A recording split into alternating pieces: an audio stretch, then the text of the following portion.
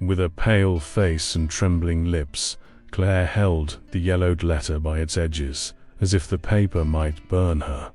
From the other side of the room, Baron Ernest watched her, his body tense, waiting. "This can't be true," she whispered, her voice almost vanishing. "It's a lie. Another one of your traps to keep me here." He took a step forward. "Claire, look at me. Do you really think I would do that?" Before we dive into this story, leave your comment with a rating from 1 to 10 and tell us which city you're joining us from. May this moment bring reflection and emotion to your heart. The pre-dawn fog was a treacherous beast in the fields of Oak Ridge County.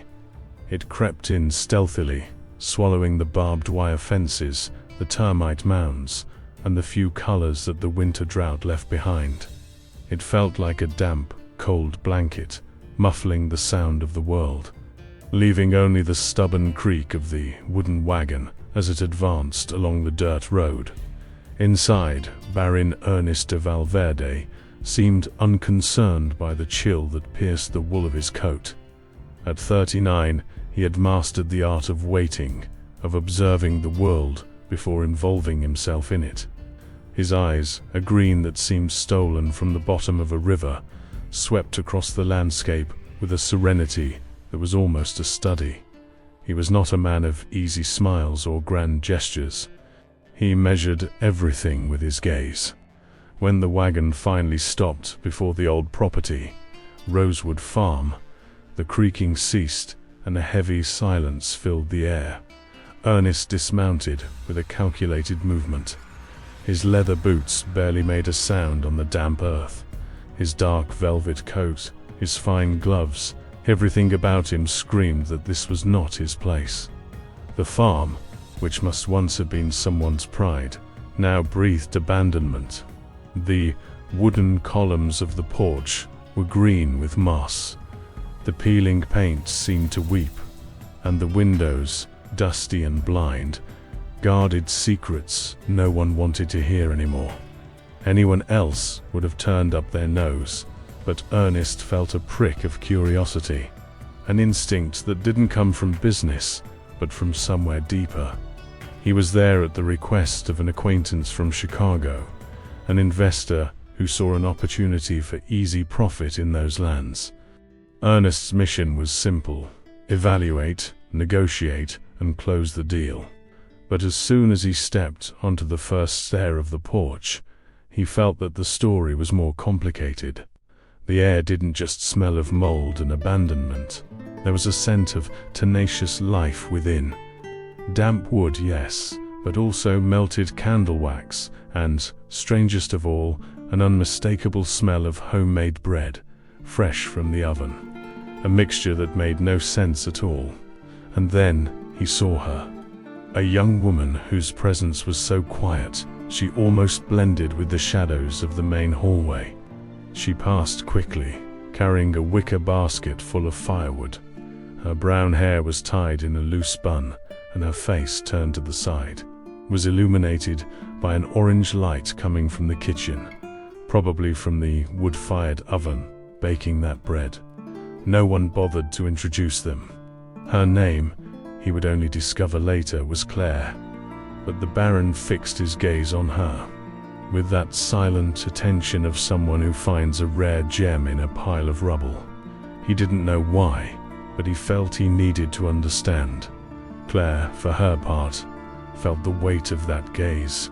Without looking at him directly, she inclined her head in a quick gesture, a mix of respect and a desire to vanish, and continued on her way, disappearing into the gloom of the house.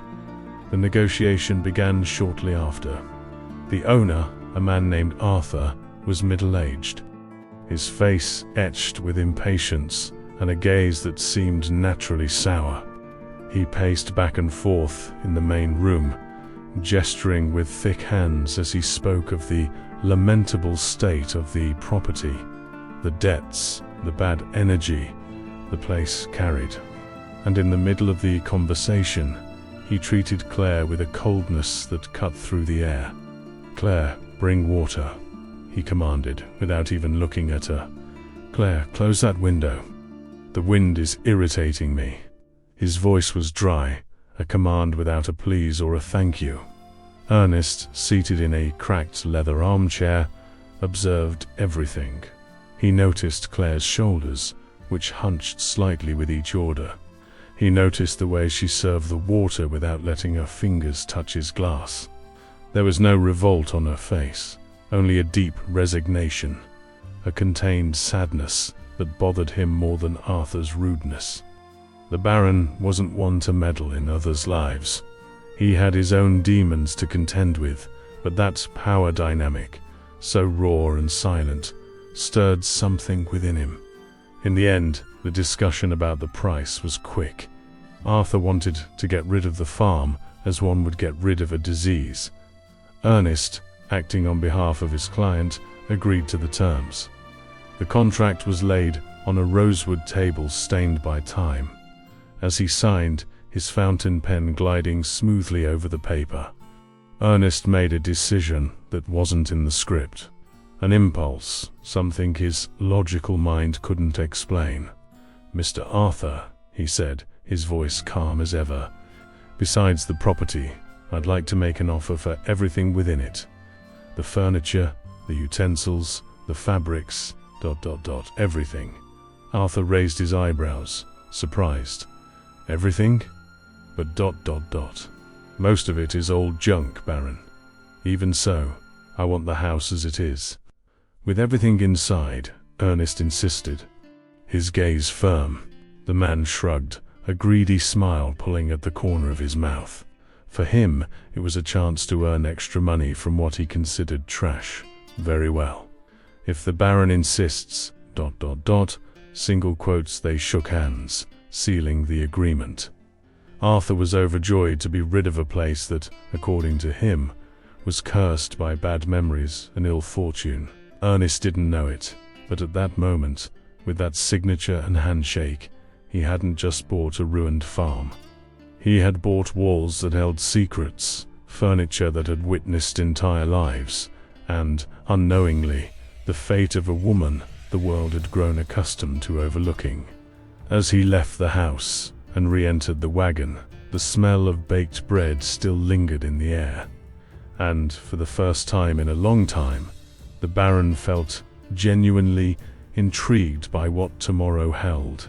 The paperwork took a few weeks to finalize, but when Ernest de Valverde officially took over Rosewood Farm, the first thing he did was dismiss Arthur and his rude ways.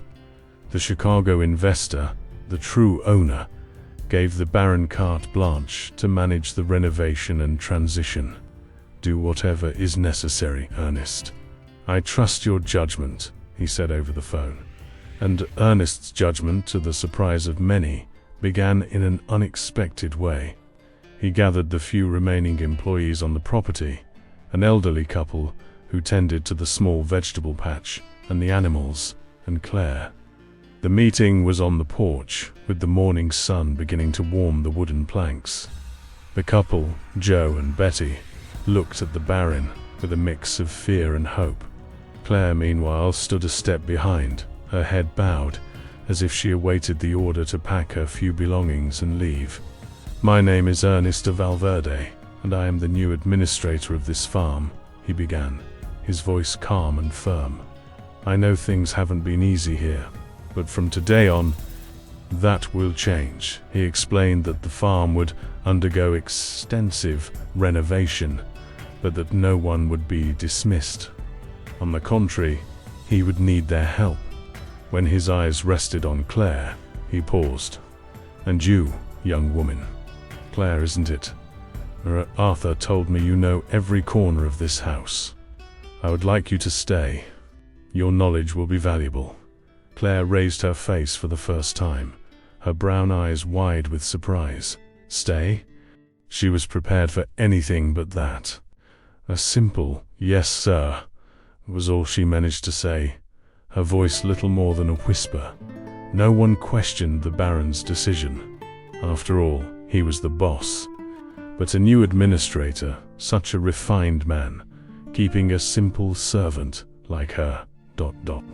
that generated a quiet murmur between Joe and Betty later on. And so, a new routine began to take shape at Rosewood Farm. Claire, who had once moved through the house with the constant fear of Arthur's next harsh command, now had a freedom that somewhat frightened her.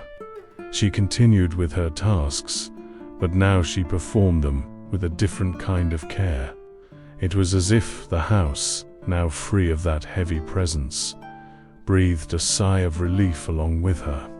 The smell of fresh bread in the morning became a constant, a kind of morning ritual for the farm. The garden, once abandoned, began to receive her attention. She weeded the flower beds, pruned the rose bushes with a rusty pair of shears she found in the shed, and soon the first rosebuds began to emerge, stubbornly, among the thorns. The Baron did not live on the farm. He had his own house, a mansion in the nearby town, but he began to frequent Rosewood Farm with a constancy that wasn't strictly necessary. The excuse was always the same: to supervise the start of the works. He would arrive on his imposing black horse and spend hours talking with the foreman, reviewing blueprints and discussing the restoration of the roof or the polishing of the floorboards. But his eyes, every now and then, would stray to the silent figure of Claire. He observed her from afar. He saw her small, nimble hands immersed in soapy water as she washed clothes in the stone basin at the back of the house. He saw the way her hair, carelessly tied back, let loose a few strands that danced with the wind. He saw her gaze, always downcast, always focused on the task, but with a serenity that deeply intrigued him. There was none of the subservience he saw in other employees. There was a firm delicacy about her, a kind of silent haughtiness, as if she held an entire world within herself, a world that bowed to no one. It was on a Tuesday afternoon that he heard it for the first time. He was in his improvised office, the old library of the house, reviewing some budgets, when a soft sound reached his ears. It was a woman's voice, humming an old melody, wordless, sweet and melancholic. The voice seemed to float from the air, coming from somewhere in the back of the house. Intrigued, Ernest got up and followed the sound, walking on tiptoe so as not to be noticed. The voice led him to the laundry area, and there she was, Claire, her back to him, hanging white sheets on the clothesline. She hummed to herself, a sound as natural as a bird's song. Ernest stood still, hidden by the shadow of an oak tree, and just listened. The song was of a beautiful sadness, one of those melodies that seemed to come from far away, from the time of grandmothers. It took him a while to understand that it was her. That quiet young woman, who barely spoke, had a voice that felt like a fragrance, that entered one's soul without asking permission. He said nothing. He simply retreated in silence and returned to the library. But the melody stayed with him for the rest of the day. From that moment on, the Baron's curiosity transformed into something more. He began to linger on purpose in the hallways, to find excuses to go to the kitchen or walk in the garden, hoping to hear her sing again. Sometimes he succeeded, and each time he heard it, he felt the same thing, a peace and an unease, all mixed together. Meanwhile, another pair of eyes also watched everything with attention. Walter, the new administrator Ernest had hired to oversee the daily operations of the farm, was a man in his 50s, with a thin moustache and an air of someone who thinks himself smarter than others. He was efficient, one couldn't deny, but there was a poorly disguised resentment about him. Coming from a family that had once had possessions and lost everything, he resented taking orders, and he perceived, with the speed of a fox, the Baron's unusual interest in the silent servant. Walter saw the glances, the pauses, the way Claire's presence seemed to change the atmosphere. when the Baron was nearby, and, like a good gossip, he began to make his mental notes. He said nothing yet, but his silence was the calculating kind, waiting for the right moment to act. He saw the Baron as a powerful man, but with a weakness he didn't yet fully understand. And that weakness, he sensed, had a name, the scent of homemade bread, and the voice of a melancholic angel. And Walter, who had always known how to use others' weaknesses to his advantage, merely observed and waited. The tranquility at Rosewood Farm, he knew, was just the calm before the storm. Ernest's house in town was the opposite of Rosewood Farm. It was a neoclassical mansion, with perfectly manicured gardens, spacious drawing rooms, and a silence that weighed heavily. Every piece of furniture, every object, seemed to have been in exactly the same place for years, untouched. And in each main room there was a portrait of Helen. Helen smiling in the garden. Helen playing the piano. Helen in a ball gown, her eyes sparkling. They were imposing oil portraits that seemed to observe every step of anyone who passed. It had been 5 years since Helen, his wife, had passed away, taken by a sudden fever that doctors couldn't cure. 5 years that, for Ernest, seemed like a lifetime, and at the same time, a blink of an eye. He had grown accustomed to widowhood, to the polite solitude of business dinners, and to the whispered condolences he still received from time to time. Helen had been the perfect companion, from a traditional family, elegant, intelligent. Their marriage had been an arrangement of convenience between families, as was common at the time, but over time they developed a sincere affection, a deep respect. He admired her, but love that turns your stomach and steals your sleep, ... He wasn't sure if he had ever felt it. Helen's memory was a constant shadow, not a bad shadow, but a presence. The household staff, who had served her for years, spoke of her in low voices, always with an O. If Madame Helen were here, ...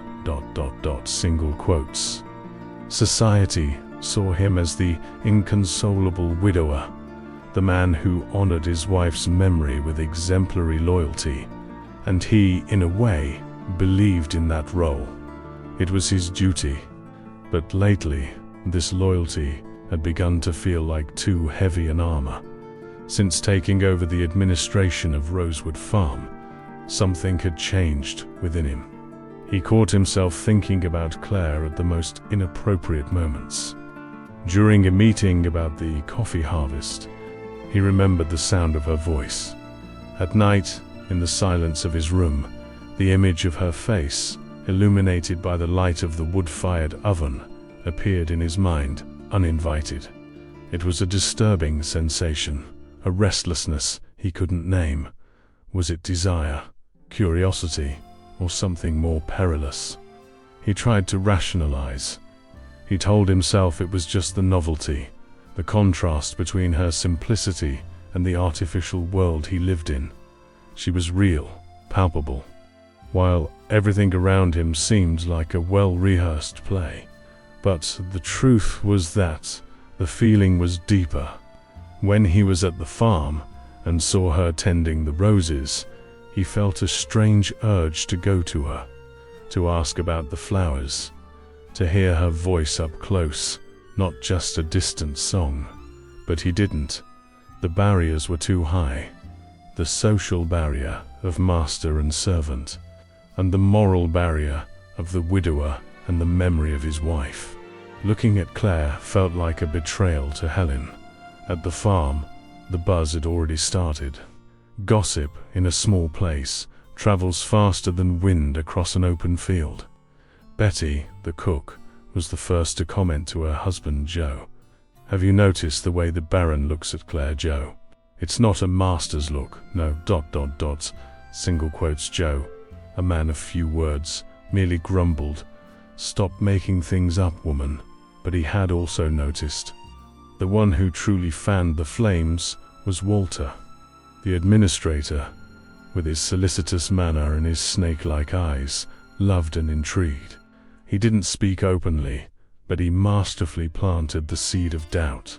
"The young woman is hard-working, isn't she?" he would say to Betty in the kitchen. "The Baron seems to have a special appreciation for her work. A remarkable appreciation."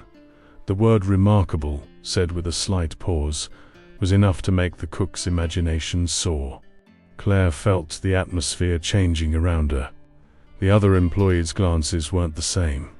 There was a malicious curiosity in them, a silent judgment. When she passed, conversations stopped. She didn't quite understand why, but she felt it had to do with the Baron. The attention he paid her, even if discreet and distant, did not go unnoticed, and that filled her with shame. She didn't want to be the subject of gossip. She just wanted to do her work in peace. In that place that, for the first time in a long time, she was beginning to feel was home. She also struggled with her own feelings. The Baron's presence made her nervous, her heart beating faster. He wasn't like Arthur. He was polite, fair, and there was a melancholy in his gaze that touched her in a strange way. She felt grateful that he had let her stay, for treating everyone with respect. But, deep down, she knew that gratitude was mixing with something else, something she didn't even dare to name. She felt attracted to his figure, to that silence that seemed to hide so many things, and she felt guilty about it. Who was she after all? A simple servant. And he was Baron Ernest de Valverde. An abyss separated them. One day, Ernest was in the farm's library, organizing some old books he had found in a dusty chest. One of them was a family photo album of the people who used to live there. As he leafed through the yellowed pages, he found a photo of a couple, smiling, with a child in their arms. They seemed happy. He wondered what became of them, why the farm ended up in such a state of abandonment. And suddenly, he felt the weight of his own history. He also had a photo album like that, he and Helen, but they had no children. Helen couldn't. It was a silent sorrow they both carried. He closed the album forcefully. The past was a ghost, his, and that of the house. And now, a new and forbidden feeling threatened to unearth everything. He walked to the window and looked out. Far off, near the creek, he saw Claire. She was crouching, picking wildflowers, some small yellow daisies. The sun hit her hair, creating a halo of light. For an instant he allowed himself just to look, without judging, without thinking of Helen, without thinking of what others would say. And in that instant, a painful certainty struck him. He was falling in love with her, and he had no idea what to do with it. The only thing he knew was that the calm of his widower's life was over, and what lay ahead he feared would be a storm. The day dawned muggy, with a whitish-blue sky, cloudless but heavy. The still air didn't stir a single leaf, and the cicada's song was so loud it seemed an omen. At Rosewood Farm, everyone felt the same thing. Rain was coming, and the kind that washes the soul clean. Ernest had arrived early, with the excuse of checking for leaks in the barn roof before the water came. But the truth was that the atmosphere in his city mansion was suffocating him. Helen's portraits seemed to accuse him. The silence of the great house echoed his confused thoughts. He needed air. He needed the smell of grass and earth from Rosewood Farm. He needed, though he wouldn't admit it, the possibility of seeing her. He spent the morning busy with Walter and the foreman, but his attention was divided. Every now and then, his eyes sought out Claire. He saw her carrying a bucket of milk to the kitchen. Then he saw her sweeping the porch with slow, rhythmic gestures. Every movement she made seemed to possess a natural dignity, an absence of haste that calmed him. Around lunchtime, the sky began to change. Dark clouds, heavy with rain, came from the south, swallowing the blue with terrifying speed. A sudden cold wind swept the yard, kicking up dust and dry leaves. Betty ran to gather the laundry from the clothesline. A storm's brewing, she shouted to Joe, who was busy closing the chicken coop. Ernest was on the porch, watching the sky transform. "I think you'd better not try to go back to town now, Baron," Walter said, with a tone that mixed concern with poorly disguised satisfaction. "This rain will come down all at once. It's dangerous to take the road." Ernest merely nodded. He knew the administrator was right, and a part of him, the part he tried to ignore, felt a relief at having an excuse to stay. The rain didn't delay. It began with large, spaced drops, making a hollow sound as they hit the tiles. In minutes, it turned into a deluge. The world outside became a blur of water and wind. Lightning flashed across the dark sky, followed by thunder that made the house's floorboards shake.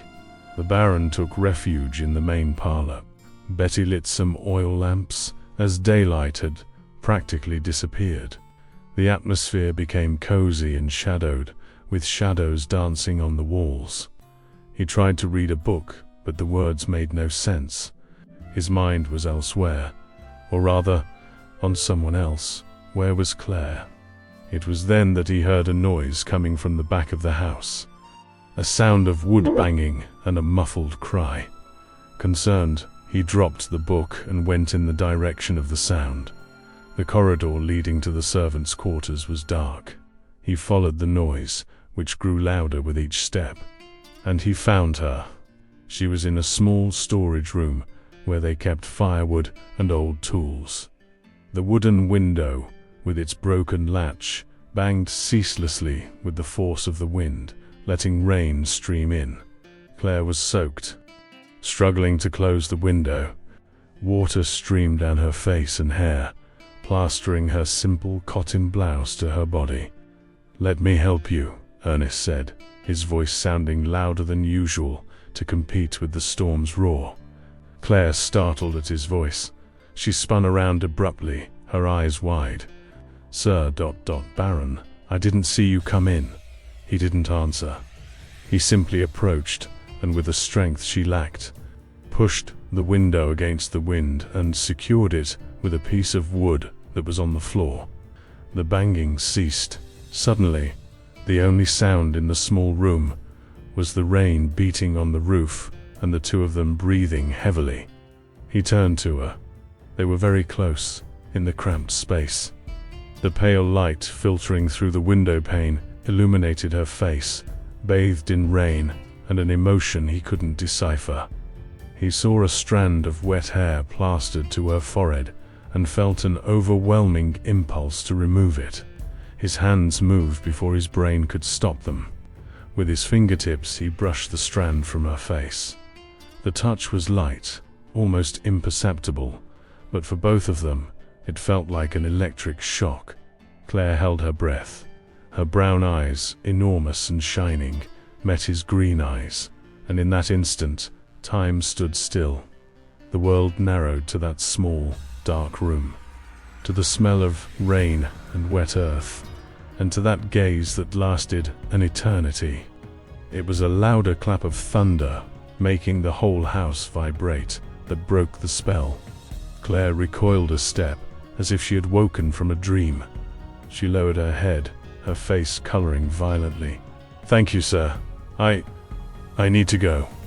And without waiting for a reply, she brushed past him and hurried out of the room, almost running.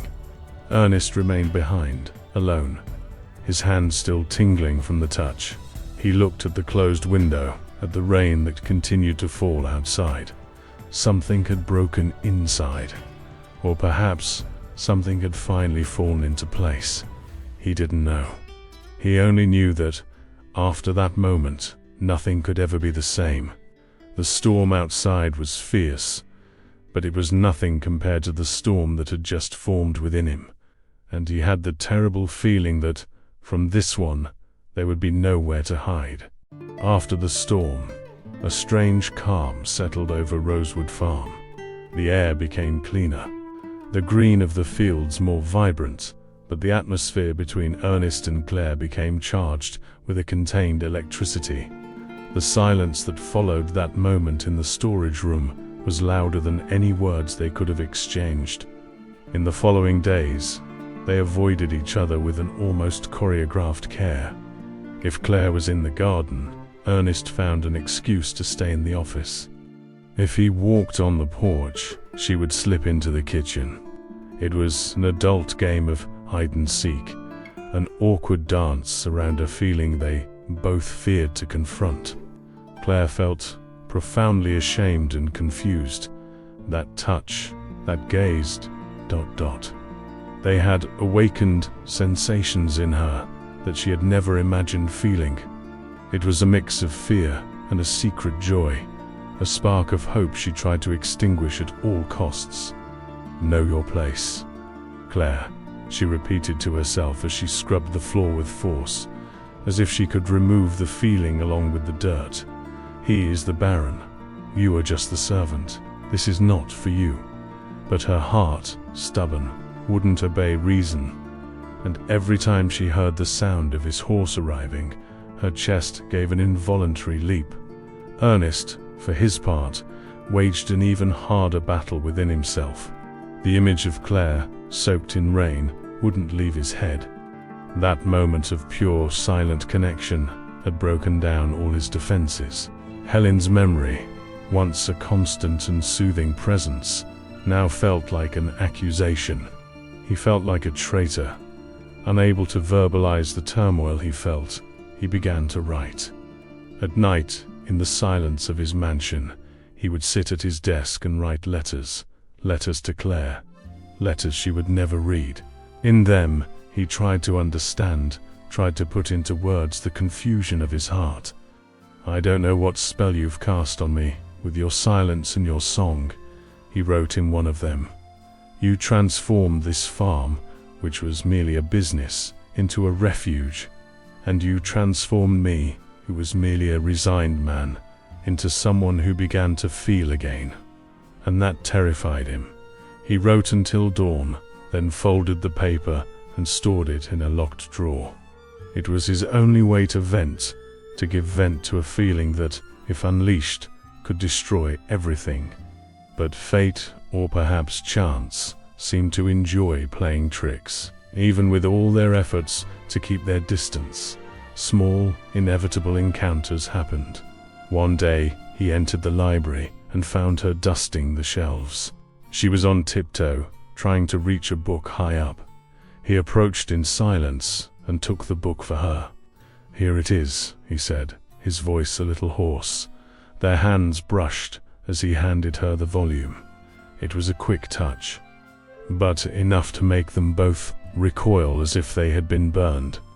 On another occasion, he forgot his silk handkerchief on the porch chair. Hours later, upon returning to his room in the city, he found a handkerchief on his bed, perfectly folded and with a soft scent of lavender, the same scent as the soap Claire used to wash clothes. He picked up the handkerchief and raised it to his face, closing his eyes. It was as if a piece of her was there with him. And there were the roses. Claire had a special affection for the rose bushes in the garden. She cared for them with an almost maternal dedication. One morning, Ernest found a single perfect red rose resting on the windowsill of his office at the farm. There was no note, no explanation, but he knew it was her. That simple, silent gesture was a declaration, not of love perhaps, but of ... something, of a connection that existed despite everything. These small moments, these furtive glances exchanged in the hallways, did not go unnoticed by Walter. The administrator observed everything with a perverse pleasure. He saw the tension, the restrained gestures, and understood perfectly what was happening, and that filled him with a bitter resentment.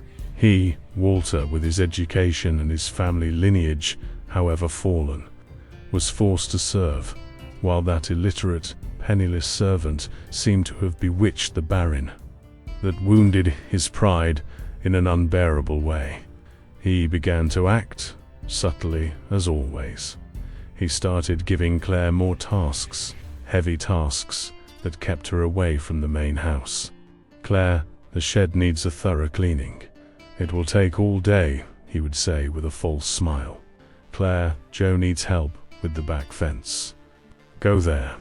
He wanted to break the spell to keep the two apart, and he began to plant his seeds of poison.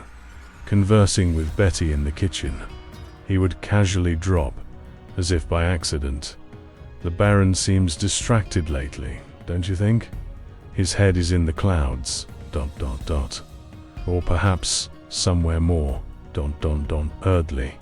He didn't need to say anything else. The insinuation hung in the air, growing and spreading like a weed.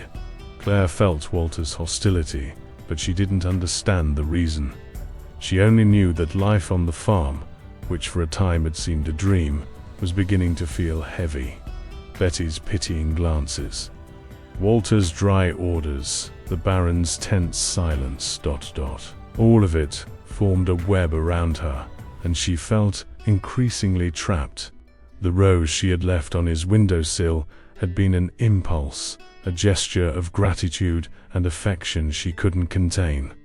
But now, she regretted it. Perhaps it had been a mistake. Perhaps she was dreaming too high. And the fall, she knew, was often as great as the dream. Walter's poison was the kind that doesn't kill at once, but gradually saps strength. He was a master of insinuation, of the word said at the right moment to the right person. And his main target, besides Claire, became the Baron's own reputation. He wouldn't dare confront Ernest directly, of course. His tactic was more cowardly, and for that very reason, more effective: gossip. He began to spread the story on his trips to the nearby town to buy supplies. Sitting at the counter of Ma Davies' general store, while drinking a coffee, he would let slip, as if it were a secret he struggled to keep, things at Rosewood Farm different. The Baron is a good, fair man, but since his wife died, poor fellow. He's a bit vulnerable, you see. A rich and lonely man is a ripe target for opportunists. It didn't take long for the comment to turn into a story, and a story into certainty. The opportunists soon got a name: Claire, the quiet young woman who worked on the farm. The story circulating through town was that she, with her saintly demeanor, was taking advantage of the Baron's loneliness to gain an advantage, dreaming of becoming the new mistress of Rosewood Farm. The story was cruel, unjust, but like all good gossip, too interesting to ignore. At the farm, the atmosphere grew heavier and heavier. Walter, feeling secure in his web of lies, became more audacious. He began to question Ernest's decisions, always in a disguised manner. "Are you sure you want to spend so much on the garden renovation, Baron? It's money that won't be recouped, but ... single quotes he would say, knowing the garden was Claire's favorite place. "Perhaps we should focus on more ... productive areas." It was a way of saying, "I know you're only doing this because of her." Ernest noticed the change in the administrator's behavior, but he was so immersed in his own internal conflict that he didn't pay it due attention. He saw Walter's growing audacity as mere ambition, not a personal attack. His focus was Claire, and the abyss that seemed to grow between them. After that day of the rose on the windowsill, she closed herself off even more. She barely raised her eyes from the floor when he passed. The song, which once echoed through the house, silenced, and that silence hurt Ernest more than any harsh word. He missed the lightness she brought, even unknowingly. The farm, which for a time had seemed to gain new life, again took on an air of melancholy, and the fault, he knew, was his. His indecision, his fear, were creating that unsustainable situation. The breaking point for Claire came on a rainy afternoon, not unlike that of the storm.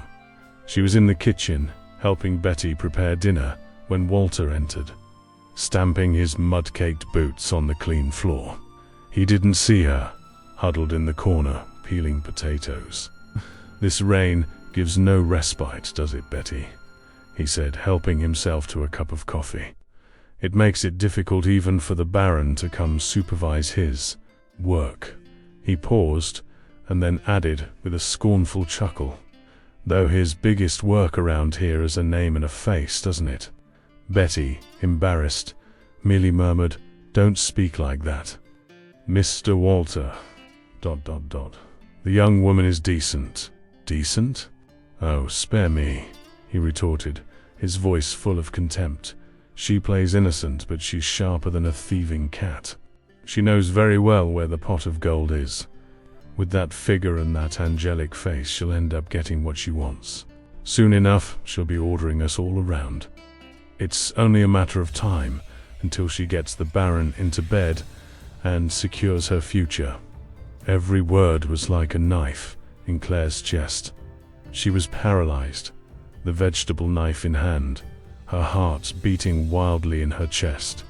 So that's what they thought of her, an opportunist, a common woman using her body to climb in life. The shame was so intense that she felt her breath catch. Tears came hot and silent. She made no sound. She waited for Walter to leave the kitchen, and when Betty turned her back, she got up and went to a small room in the back.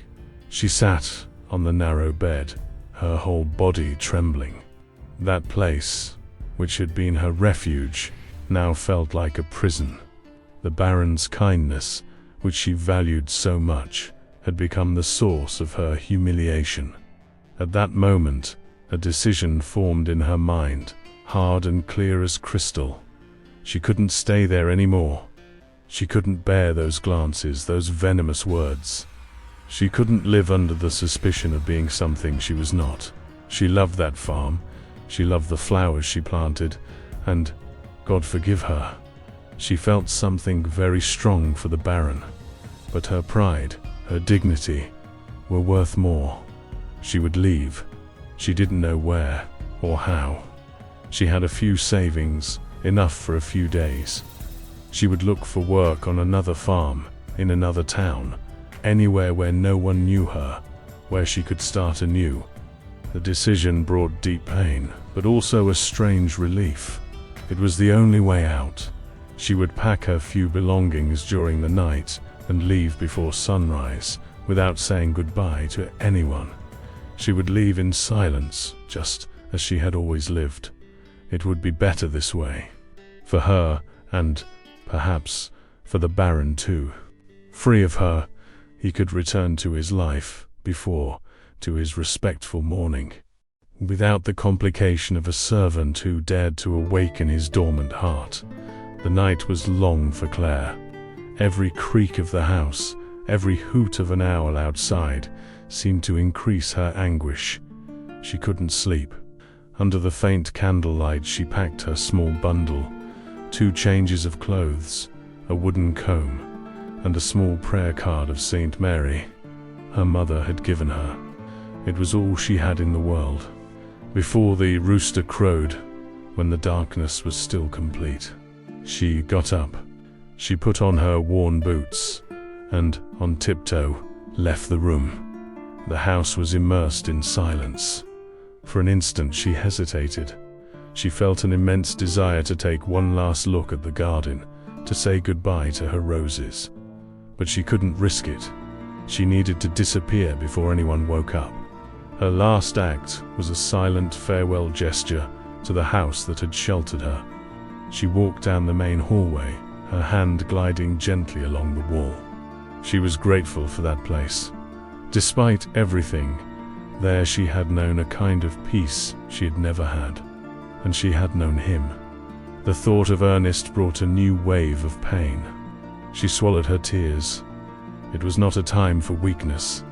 With a heavy heart, she opened the front door as carefully as possible and stepped out into the cold pre-dawn, disappearing into the fog like a ghost. That same night, miles away, in his mansion, Ernest also couldn't sleep. Claire's absence, the distance she imposed, were becoming unbearable. He felt like a coward, a man of almost 40, master of his own destiny, yet incapable of having an honest conversation with a woman who was turning his world upside down. Frustrated, he got up and went to the library. He needed to occupy his mind. He decided to immerse himself in work, in the papers of Rosewood Farm. Perhaps the logic of numbers and contracts could silence the mess of his emotions. He opened the large leather chest where he kept all the purchase documents. Everything was there: the deed, tax records, old blueprints. He began to organize the paperwork, more out of a need to do something with his hands than out of real interest. It was then that a yellowed envelope stuck at the bottom of the chest caught his attention. It was older than the other documents, the paper brittle and the calligraphy's ink already faded. Curious. He opened it carefully. Inside there was a bundle of papers, tied with a satin ribbon that had once been blue. It wasn't an official document, but it seemed to be a kind of private accounting ledger of the farm's former owner, Arthur's grandfather. They were notes on debts, loans, and payments. Ernest began to read them superficially, without much interest, until a name jumped out at him: Anthony Cooper. He remembered Arthur mentioning that name in passing. As an old family foreman, a trusted man who had died many years ago. According to the notes, Arthur's grandfather had lent a considerable sum to this Anthony Cooper. But what followed made Ernest's heart stop. There was a note dated decades ago that read, as collateral for the loan, Mr. Anthony Cooper offers the title of ownership of his adjacent lands, as well as the labor of his only daughter, Lucy Cooper, who will serve in the great house until the debt is settled. Should the debt not be paid in his lifetime, the obligation will fall upon his direct descendants. Ernest felt a chill. That was, in practice, a debt bondage contract. An illegal, immoral practice, but one known to still occur in veiled forms in remote places. He continued to read, his breath held. The records showed that Anthony Cooper died without managing to pay the debt, and his daughter, Lucy, continued to serve in the house. He leafed through the papers looking for more information, and then he found what appeared to be a diary page written by the old Baron's wife. The handwriting was feminine and elegant. In it, the woman lamented Lucy, the foreman's daughter's situation. And, at the bottom of the page, a sentence that made Ernest's world crumble. And poor Lucy gave birth to a girl, a child already born with her mother's same debt. They decided to name her Claire. Claire. Ernest reread the sentence once, twice, 3 times. It couldn't be. His Claire, Lucy's daughter, Anthony Cooper's granddaughter, the heir to that infamous debt. Suddenly, everything made sense. The coldness with which Arthur treated her. It wasn't just the rudeness of a bad employer. It was the resentment of someone who felt bound by an old obligation. He kept her there, not out of charity, but because, in his distorted mind, she belonged to the farm. She was part of the debt. The fact that the farm was cursed by bad memories. Now, he understood. The house was witness to an injustice that had dragged on for generations. And most shocking of all, by buying the farm with everything in it, he, Ernest de Valverde, had unknowingly inherited that debt. He had become, in the eyes of that cruel and archaic logic, the new owner of Claire's destiny. The revelation hit him like a punch to the gut. The woman he was falling in love with was not just a servant. She was a victim of a terrible story, a silent prisoner on that property, and he, unintentionally, was part of it. A sense of urgency seized him. He needed to see her. He needed to tell her. He needed to fix it, free her from that shadow. He looked out the window. The sky began to lighten on the horizon. He wouldn't wait for dawn. He grabbed the papers, put on his coat, and headed out the door, running towards the stables. He saddled his horse with uncharacteristic haste and galloped off towards Rosewood Farm, his heart in his throat. He just didn't imagine that, upon arriving there, Claire's room would already be empty. Ernest rode as if his life depended on it, the cold pre-dawn wind cutting his face. The urgency of reaching the farm, of looking into Claire's eyes and telling her the truth, was a force that propelled him. He imagined the scene, her surprise, perhaps disbelief, and then relief. He would be the bearer of her liberation. When the gates of Rosewood Farm appeared in the first light of dawn, he barely slowed down. He leaped from his horse before the animal had fully stopped and ran towards the house. The front door was ajar, which he found strange. He entered, calling out for her, "Claire, Claire, where are you?" Silence was the answer. A heavy silence, different from the usual. He went to the kitchen. Betty was there, lighting the wood-fired stove, her face creased with sleep and worry. "Good morning, Baron.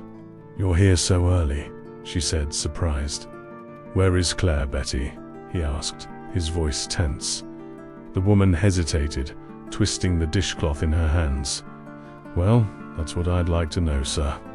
I went to her room just now to call her and ...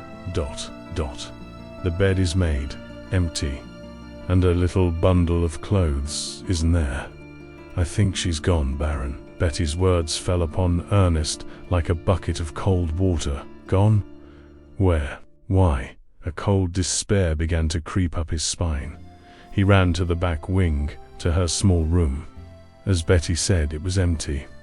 Impeccably clean, but lifeless. Her absence screamed from every corner. He returned to the main parlor, running his hand through his hair, disoriented. It was then that Walter appeared, coming from the office, already dressed, and with his air of false solicitude. "Is there a problem, Baron?" "Claire is gone," Ernest said, his voice grave. Walter raised his eyebrows, feigning a surprise he didn't feel.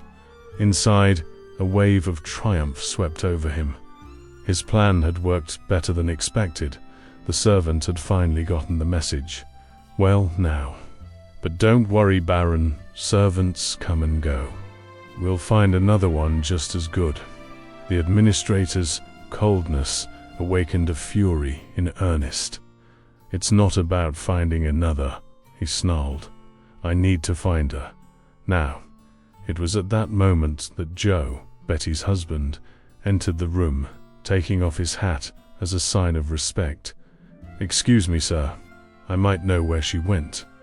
Yesterday, I heard her asking the milkman's son about the road to St. Jude's Hollow. Seems there's a big farm that way, Cottonwood Farm. That's always needing people to work. St. Jude's Hollow." It was the only clue he had. Without a second thought, Ernest turned to leave. "I'm going after her." "But Baron, you haven't even had breakfast," Betty said, distressed. He didn't hear.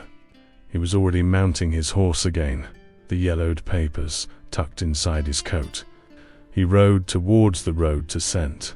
Jude's Hollow, his heart pounding against his ribs. Guilt consumed him. She had left because of him, because of the pressure, the gossip, his own inertia, and now he needed to fix things. The journey to Cottonwood Farm took almost 2 hours. It was an immense property, much larger and more prosperous than Rosewood Farm. When he arrived, he was met by a foreman who looked him up and down, suspicious of the well-dressed man, with an air of desperation. "I'm looking for a young woman," Ernest said, trying to control his breathing. "Her name is Claire. She arrived here this morning, looking for work." The foreman scratched his head. "Claire ... Ah yes, the young woman who arrived on foot, thin, with her hair tied back. Yes, she's in the kitchen, on trial. The mistress liked her. An immense relief flooded Ernest. He had found her. I need to speak with her. It's urgent. The foreman led him to the kitchen of the great house. And there she was, her back to him, washing a pile of pots. She seemed even smaller and more fragile in that strange environment. "Claire," he called, his voice soft. She turned, and the shock on her face was so great that she almost dropped apart. "Baron, what? What are you doing here?" "I came for you," he said simply. "You need to come back to Rosewood Farm." "No, I can't," she replied, her voice trembling but firm. "My place isn't there anymore. The people, what they say, ... It doesn't matter what they say," he interrupted, taking a step forward. "What matters is the truth. And there's something you need to know. Something about you, about your family, about that farm." He took the papers from inside his coat. Her eyes widened. He led her to a more secluded corner of the kitchen, and his voice, choked with emotion, told her everything he had discovered. He spoke of her grandfather's debt, of her mother's servitude, and of how she, Claire, was the unwilling heir to that injustice. Claire listened to it all, her face pale as wax. The story was so fantastic, so terrible, it seemed like a nightmare. She shook her head, incredulous. "No, ... it can't be. My mother never told me any of this." "Perhaps she wanted to protect you," Ernest said gently. "Or perhaps she herself didn't know all the details. But it's all here, Claire, in these papers. Rosewood Farm isn't your prison, in a twisted and unjust way. It is your inheritance." It was then that the scene from the beginning of the story unfolded. With a pale face and trembling lips, Claire held the yellowed letter by its edges. "This can't be true," she whispered. "It's a lie. Another one of your traps to keep me here." The distrust in her eyes wounded him deeply. "Claire, look at me," he pleaded, his voice laden with sincerity. "Do you really think I would do that? That I would invent such a cruel story?" She stared at him, her eyes full of tears and confusion. And in the depths of those green eyes she saw no lie. She saw concern, she saw guilt, and she saw something more. Something she didn't dare to name. The farm mistress, a white-haired lady, approached, curious about the commotion. "Is everything all right here?" Ernest turned to her. "My apologies for the inconvenience. Madame, this young woman came with me. There's been a misunderstanding.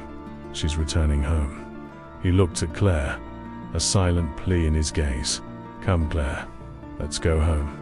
Claire looked at the dirty parts, at the strange kitchen, and then at Ernest's face.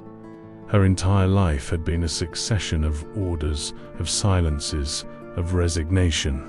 For the first time, someone was showing her a truth about herself, however painful it might be. And for the first time, she felt she needed to understand. She dried her hands on her apron and without a word nodded. The return to Rosewood Farm was silent. Claire rode pillion on Ernest's horse, holding timidly to his waist. Her head was spinning. Heiress, debt, her mother, nothing made sense. But one thing was certain: power, in some silent way, had just changed hands. And when they arrived back at the farm, nothing, absolutely nothing, would be as it was before. Walter and the others had no idea of the twist of fate that destiny was preparing. Ernest and Claire's arrival at Rosewood Farm caused a silent commotion. Seeing her return on the Baron's horse, with an indecipherable expression on her face, was enough for tongues to begin wagging even before they dismounted. Betty and Joe watched from the kitchen window, gaping, but the most intense reaction was Walter's. He saw them arriving from the office, and a cold, calculating hatred took hold of him. So the Baron had gone after her. He had stooped so low as to search for a runaway servant. That, to Walter's wounded pride, was the final humiliation. He felt the power he thought he had gained slip through his fingers. The contempt he felt for Claire transformed into something far more dangerous, a desire to destroy her. Ernest helped Claire dismount from the horse and, without caring about the glances, led her by the hand to the main parlor. He gathered Walter, Betty, and Joe, with the old papers on the rosewood table. He, calmly but irrefutably, told the story he had discovered. The shock was visible on everyone's faces. Betty put her hand to her mouth, her eyes welling with pity for Claire. Joe merely shook his head, incredulous. Walter, however, remained silent, his face a mask of impassivity. But inside, his brain worked at 1,000 miles an hour. He didn't believe a word of that story. To him, it was obvious. It was an invention, a flimsy excuse the Baron had concocted to justify his passion for the servant, to elevate her to a status that would make her acceptable in the eyes of the world and perhaps to his own. "This is ... Absurd," Walter finally said, his voice controlled. "With all due respect, Baron, but this story sounds like something from a penny dreadful. An old document found by chance ... It's very convenient, don't you think?" "I'm not asking for your opinion, Walter. I'm stating a fact," Ernest replied, his tone of voice icy. "As of today, Claire is no longer an employee of this house. She is ... She has rights to this place, and she must be treated with the respect she deserves." The declaration sealed Walter's fate. He understood that he had lost. The Baron was blind, and if he couldn't win the game by the rules, then he would play dirty. In the days that followed, the dynamic on the farm changed completely. Claire, stunned by the revelation, hardly left the room. Ernest insisted she occupy in the main house a guest room, with a soft bed and a window overlooking her beloved garden. She felt like an imposter, wearing better dresses that Ernest had sent for in town, sitting at the table to eat. Everything felt wrong. The other employees, with the exception of Betty, who treated her with maternal affection, didn't know how to act. They looked at her with a mix of pity, envy, and distrust. Walter, for his part, began his final play. He knew he could no longer attack Claire directly, so he aimed at what he considered the story's weak point, its veracity. He began to spread a new, far more dangerous rumor. "Poor Baron," he would say to Joe as they inspected the fence. "Passion makes a man do foolish things. Even forged an old document to give a name and a history to the woman he desires. It's a shame, such an honorable man stooping to such a role." The seed of doubt was powerful. The story of a lost inheritance was romantic, but the story of a rich and powerful man using his money to manipulate reality because of a woman was, for many, far more credible. The rumors spread like wildfire, first within the farm, then to the town. The story now wasn't about the clever servant, but about the Baron, mad with love, capable of falsifying documents to legitimize his forbidden desire. Ernest's reputation, once impeccable, began to be tarnished. Ernest felt the weight of the new gossip. Friends from the city sent him discreet letters asking about his health, about his state of mind. He understood the subtext. They were questioning his judgment. For the first time in his life, he felt isolated, judged, and worst of all, he saw the suffering that this caused Claire. She, who already felt out of place, now also carried the weight of being seen as the pivot of the Baron's madness. The tension reached its climax on a Sunday morning. Ernest had invited the town notary, an old acquaintance of his family, to come to the farm and analyzed the documents, hoping an official opinion could silence the rumors. They were in the library, the notary examining the papers with a magnifying glass, when Walter entered without knocking. "Baron, I need a word with you. Alone," he said, his tone insolent. "I'm busy, Walter." "Wait outside," Ernest replied sharply. "I think this matter can't wait." "And perhaps the notary might even be interested in hearing it," Walter insisted, a mocking smile on his face. "It concerns the ... authenticity of these papers." He walked to the table and threw a small notebook of annotations onto it. "I found this in Arthur's old office. These are his father's records. And look how curious. Here he mentions the foreman's debt, but he clearly states that the debt was forgiven when the man's daughter, Lucy, died of illness, still young. There's no mention of any child. No Claire."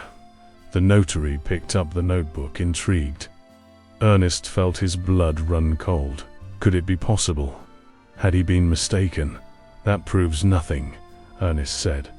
"It could be an incomplete record. Or perhaps," Walter continued, savoring each word, "your document is the invention. A pretty story, created with aged ink and yellowed paper. It wouldn't be difficult for a man with your resources, would it, Baron? Or to transform a simple laundress into the heir of a fairy tale."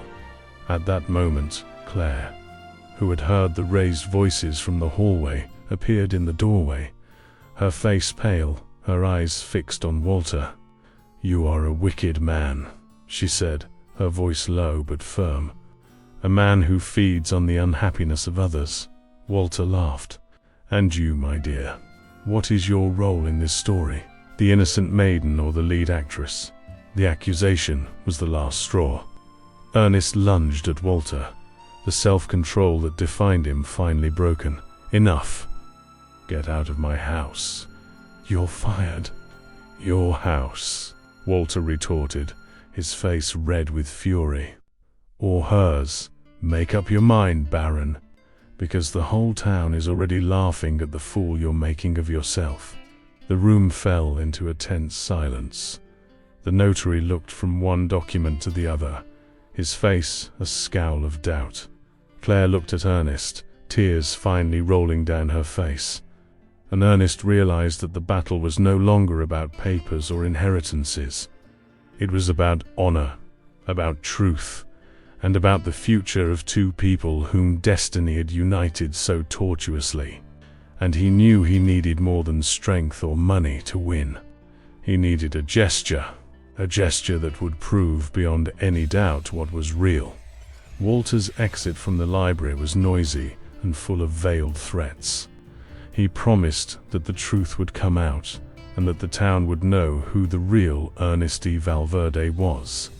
The final poison had been cast, and doubt hung in the air, thick as the morning fog. The notary, a cautious man, cleared his throat and said he would need more time to analyze the conflicting documents. It was a polite way of saying he didn't want to get involved in that mess. When they were finally alone, Claire collapsed. "He's right, isn't he?" she whispered, hugging herself. "This story... It's just a story. I'm nobody. I'm just Claire. And I'm destroying your life. Your reputation." Ernest approached her, his heart aching at seeing her so fragile. He held her face between his hands, forcing her to look at him. "No, he's not right. And you're not destroying anything. You're saving me, Claire. Saving me from a life of shadows and silence. I'm the one who almost destroyed yours." He led her to the armchair and made her sit down. "The mistake was mine," he continued, his voice laden with overwhelming sincerity. "I tried to fight against what I feel for you, with logic, with papers, with inheritances. I tried to find a socially acceptable justification for my love. But love needs no justification, Claire. It simply is." He knelt before her, a gesture that shocked them both with its humility and surrender. "I don't care what the papers say. I don't care if this house is yours by right of blood or not. I don't care what the whole town thinks or doesn't think. The only truth that matters to me is this. I love you. I love your song, your silence, your strength. I love the way you made not only this garden blossom, but my soul. Claire's tears, which had once been tears of pain and humiliation, were now tears of pure emotion. No one had ever spoken such words to her. No one had ever seen her that way. I want you to stay here, he said, not as an heiress, not as a protégée, but as the mistress of this house, the mistress of my heart, as my wife, Claire, if you will have me. The proposal hung in the air, more powerful than any document, truer than any gossip. It was the missing gesture. It wasn't about proving an inheritance. It was about forging the future. Claire, her voice choked with emotion, could only say one word: yes. In the days that followed, Ernest didn't bother to deny the rumors. He did something far more effective. He lived his truth. He announced his engagement to Claire to his few friends and to all the farm staff. The news dropped like a bombshell in the small town, but the Baron's attitude, firm and unapologetic, began to turn the tide of public opinion. A man who risked his reputation for love couldn't be the madman Walter painted him to be. There had to be something more there. The final proof, however, came from where it was least expected. Betty, while doing a deep cleaning in the pantry, found a small wooden box hidden behind some old shelves. Inside the box, there was a rosary of crystal beads and a small diary with a worn cover. It was Lucy, Claire's mother's diary. With trembling hands, they brought it to Ernest. The pages told Lucy's sad story, her life of servitude, but also spoke of a forbidden love with a young traveler who had passed through the farm. And, on the last pages, she described the birth of her daughter, Claire, and her decision to entrust her to Arthur's care, fearing the child would suffer the same fate as she. May she grow up free, even if far from me, Lucy had written. The diary confirmed everything. Not the inheritance of land, but the inheritance of a story of struggle and love. Ernest didn't use the diary to prove anything to anyone. He gave it to Claire. This is yours. It is your story. It was the missing piece for her to feel whole, for her to understand her roots and the strength she had inherited from her mother. The wedding was a simple ceremony, held in the garden of Rosewood Farm, under the rose bushes Claire loved so much. The only guests were Joe, Betty, and the milkman's son, who had become Claire's friend. There was no luxury, no society to judge. There was only the truth of two people who found each other against all odds. Rosewood Farm, under their care, truly blossomed. Claire's song once again echoed through the halls, but now it wasn't a melancholic and solitary tune. It was a song of joy, mixing with laughter and conversation. Ernest, the Baron, once reserved and melancholic, learnt to smile with his eyes and with his soul. He found in Claire not only a wife, but a partner who taught him that the greatest wealth lies not in land or titles, but in the courage to love. The fog continued to cover the fields in the early mornings, but it no longer seemed a sorrowful shroud. It seemed a promise of a new day, of a new story, a story of love, loss, and redemption that finally had been fully told. So what did you think of this ending? A novel-like story deserves a cinematic ending, doesn't it? If you were moved by Claire and Ernest's journey, don't forget to give that big thumbs up so I know you liked it. Subscribe to the channel so you don't miss the next stories coming your way, which promise even more passion and twists. And now, tell me in the comments, what was your favorite part? A warm farewell, and until next time.